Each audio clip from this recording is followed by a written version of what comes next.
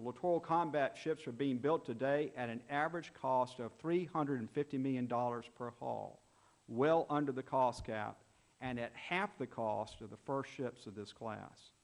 According to the Navy, the LCS is the most affordable ship in the fleet. The Navy was directed by the Department of Defense to reduce the LCS buy for fiscal year 2015 from 4 ships to 3 ships. This action introduces instability into the current program, as the builders and suppliers of LCS price the ship on a 4-ship buy, and will also greatly impact the shipyards in Alabama and Wisconsin and the broader shipbuilding industrial base. There are tens of thousands of hardworking Americans whose jobs depend on the continued construction of these valuable ships. Because of these considerations, I ask that the committee restore the funds necessary to add a 4th ship back into this year's budget. The Joint High-Speed Vessel is also produced in my district.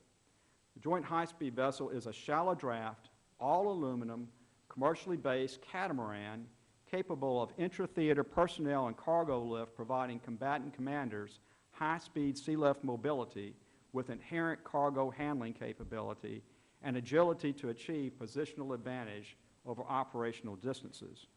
Joint High-Speed transports personnel, equipment, and supplies over operational distances with access to littoral offload points, including austere, minor, and degraded ports in support of military operations and humanitarian efforts. In automotive terms, the vessel has been compared to a pickup truck or utility vehicle. The Department of Defense places a premium on the ability of U.S. military forces to deploy quickly to a full spectrum of engagements. In addition, the Department values the ability of U.S. forces to debark and embark in a wide range of port environments, from modern to austere.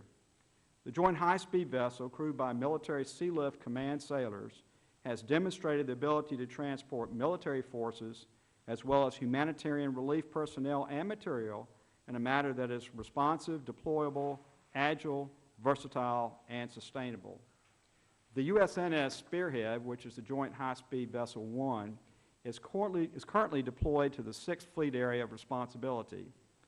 The Joint High-Speed Vessel is designed to transport 600 short tons of military cargo, 1,200 nautical miles at an average speed of 35 knots in Sea State 3, 35 knots. The Joint High-Speed Vessels support the Navy Expeditionary Command and Riverine Forces Theater Cooperating Missions, CBs, Marine Corps, and Army Transportation. The original procurement objective, set in October 2008, was for 18 ships. This procurement number was lowered to 10 Joint High-Speed Vessels as part of the fiscal year 2013 budget request. Recently, before the Armed Services Committee, C&O Greenert mentioned the Navy's desire to modify the capabilities of the Joint High-Speed Vessel by testing the railgun on the vessel. The versatility of the Joint High-Speed Vessel is undeniable when you think about its mission capability with such a unique offensive weapon in its service.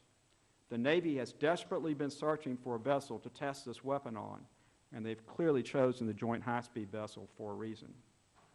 Based on the ability of the Joint High-Speed Vessel to support all branches of the military services, provide high-speed intra-theater sea lift, operate in littoral environments, operate in austere port environments, and support humanitarian disaster relief activities, and because the ship's construction line is still operational, I believe the Department of Navy should continue to procure Joint High-Speed Vessels.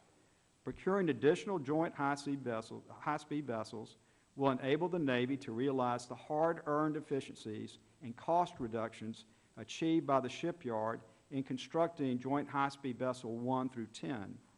An additional $50 million in long-ahead advanced procurement funding will enable the Navy to begin the process of procuring additional Joint High-Speed Vessels in line with the original 18-ship requirement.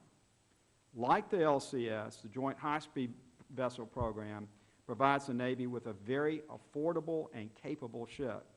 At roughly $160 million per ship, the Joint High-Speed Vessel costs a fraction of what other shipbuilding programs cost, and with production steaming along, we're rolling new high-speed vessels off the line every 6 months. The program has clearly matured in what can only be considered efficient serial production.